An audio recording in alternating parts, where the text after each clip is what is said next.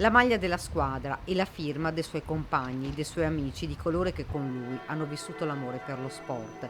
Astro nascente del rugby Sandonà e studente della scuola edile a Treviso, Giorgio Conte, 15 anni, è morto il 21 dicembre, forse a causa di una trombosi cerebrale.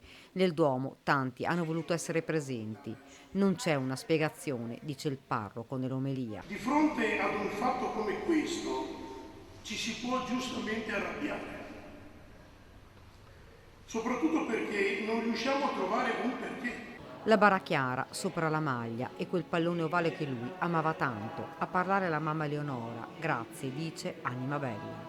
Guarda in quanti sei riuniti qui oggi, non è da te, così timido e introverso, ma credo che la tua semplicità, bontà, dolcezza e determinazione siano entrati nel cuore di tutti. Sei l'orgoglio di noi genitori, di tuo fratello, di nonni e zii. Il ringraziamento di mamma e papà a quanti sono stati vicini a Giorgio, agli insegnanti, educatori e allenatori che lo hanno reso il ragazzo speciale che era, e poi le parole lasciate dagli amici e lette dal parroco. Troppo difficile parlare, troppo dolore. Giorgio era davvero per gli altri, attento e premuroso.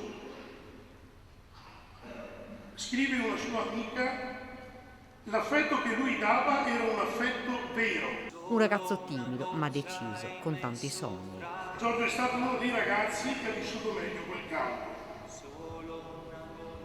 Giorgio era un ragazzo saldo, forte in tutto ciò che era importante, dalla scuola al gruppo, nel rugby, nell'animazione. Si alzava tutte le mattine alle 5:30, deciso nella sua scelta scolastica, che lo portava a Treviso tutti i giorni, ma con ottimi profitti. Gli occhi lucidi degli amici e l'ultimo saluto.